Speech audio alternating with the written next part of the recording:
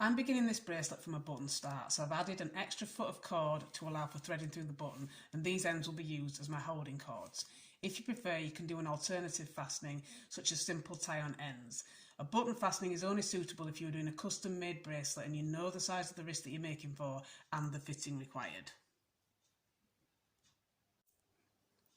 If you started from a loop or button fastening, you want 3 long cords and 3 short cords, which when doubled over will create a layout of 6 long cords and 6 short cords.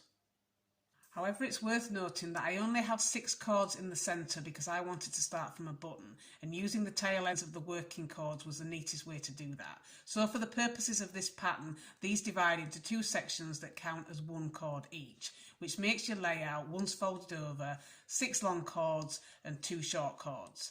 And your setup should be long cords in positions 1, 2, 3, 6, 7 and 8. And these want to be approximately half a foot of cord for every inch of bracelet required. And short cords in positions 4 and 5. Obviously for me, these consist of 3 cords worked as 1. However, if you are doing a different fastening such as tie-on ends, you wouldn't need to use more than 1 cord for each position here. This bracelet is worked in 2 parts. For part 1, you want to work in 2 sections. So section 1 is made up of the cords in positions 1, 2, 3 and 4. And section 2 is made up of the cords in positions 5, 6, 7 and 8. To work the first part of the bracelet, you want to work the outside cords in each section over the cords on the inside. And you want to start with the cord next to the inside cords and work outwards. So I'm going to be taking the cord in position 3 and I'm going to be working over the cord in position 4. I'm doing this by doing a hitch knot. Take the cord over the top and then under and through,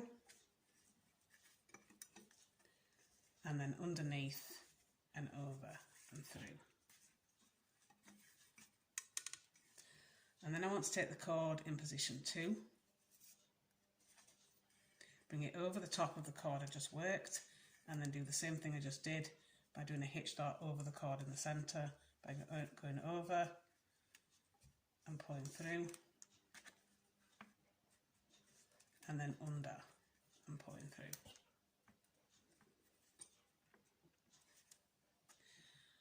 And then I want to take the cord in position 1 and I want to bring this over the top of these 2 cords that I just worked and then work it over the top of the cord in position 4 and then under and pull through,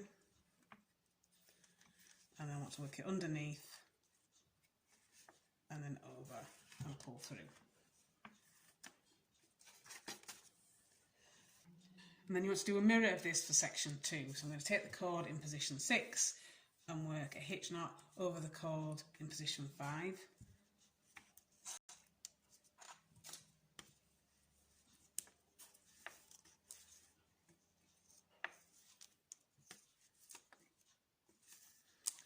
And then take the cord in position 7, bring it over the one I just worked, and then do a hitch knot over the cord in position 5.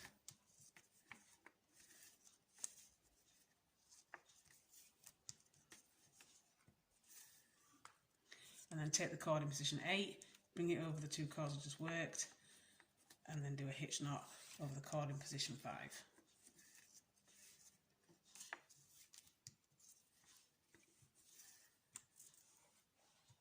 For part 2, you want to do the same knot, but this time you want to alternate the sections and work each cord over both the cords in the centre. You can begin with whichever section you want, so I'm going to begin with the section 1 and take the cord in position 3 and work it over the cords in positions 4 and 5.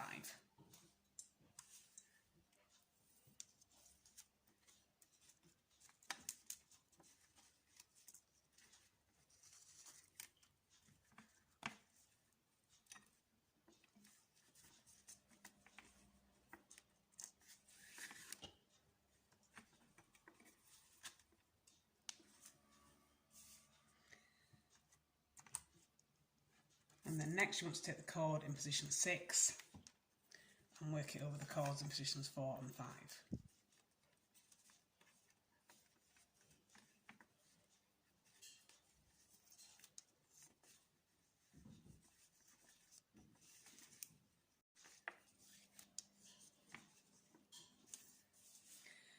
then you want to take the cord in position 2, bring it over the top of the cord in position 3 and work it over the cords in position 4 and 5.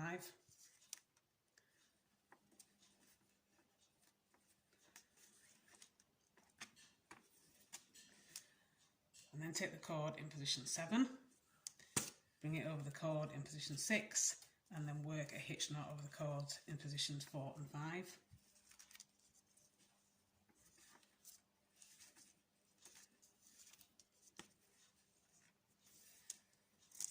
And then take the cord in position 1, bring it over the top of the cords in positions 2 and 3 and do a hitch knot over the cords in positions 4 and 5.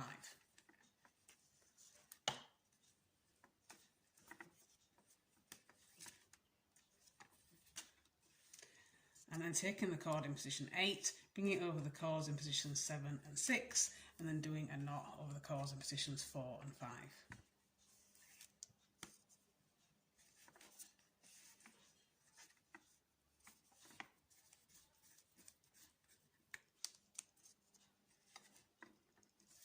And then you want to repeat these parts all the way down until you've got the bracelet as long as you want it to be. So going back to what you did for your first section, just keep repeating these 2 parts all the way.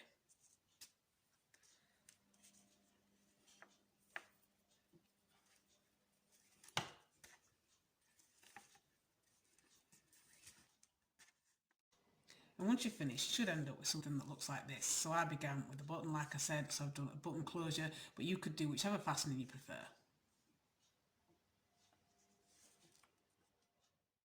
And that is your completed macrame bracelet.